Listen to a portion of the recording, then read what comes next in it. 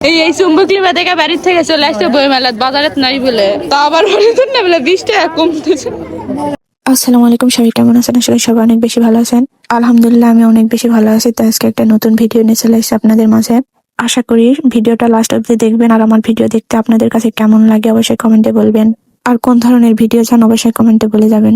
যাদের আজমা আছে বা যাদের রিলেটিভদের আজমা আছে তারা এই মেশিন চিনবে। যাদের আজমা আছে তারা এই মেশিনটার মূল্য বোঝে যে কতটা এই মেশিনের মূল্য।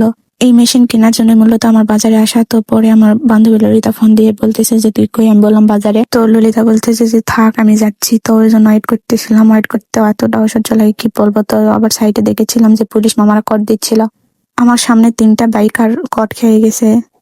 তো বান্ধবী ললিতা আসার পরে আমরা বইমেলাতে চলে আসছি। তো বইমেলা থেকে জিয়াদ কি যেন নিবে, আগে বলেনি বুঝছেন। কি যে নিবে ওই নিজেও জানে না নাকি এইসব বলে আমাদেরকে নিয়ে আসছে।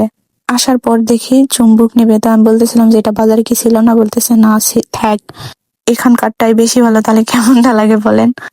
তো পরে এখান থেকে নিবে দেখে আসছে, মানে কি বলবো। তো যাই হোক নিয়ে দিল ওর বোন। তো নিয়ে দেওয়ার পর এখানে এসে একটু ফটোশুট করতেছিলাম। আর ওই ভাবছে যে আমি ওর পিক তুলতেছিলাম কিন্তু ভিডিও করতেছিলাম, আমি বুঝতে পারিনি।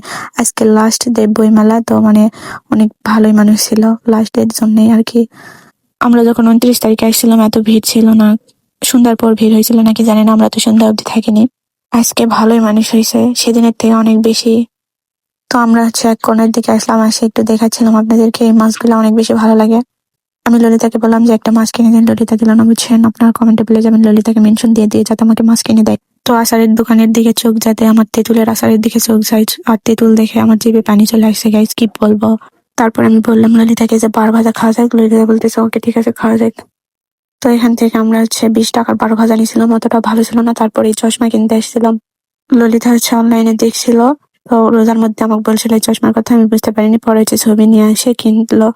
এই চশমা কে কে কিনছেন অবশ্যই কমেন্টে বলে যাবেন বুঝছেন। দেখেন ভালো করে দেখা যায় আপনাদেরকে। এই ঘড়িটা আমার কাছে অনেক বেশি ভালো লাগছে, গোল ঘড়িটা আর কি। নেইনি, নিলে কেমন হবে অবশ্যই কমেন্টে বলে যাবেন। মানে আপনাদের পছন্দ হয়েছে কিনা বুঝছেন, ঘড়িটা দেখে বলবেন কমেন্টে। আমাকে অনেক বেশি ভালো লাগছে, বাট দেখি কিনা যায় নাকি আর কি জাতির বিয়ানের জন্য। মানে আজকে কিনে নি, জাতির বিয়ানের কাছ থেকে শুনে তারপর কিনবো।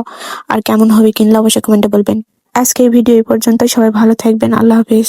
নেক্সট কোনো ভিডিও নিয়ে দেখা হবে ইনশাল্লাহ।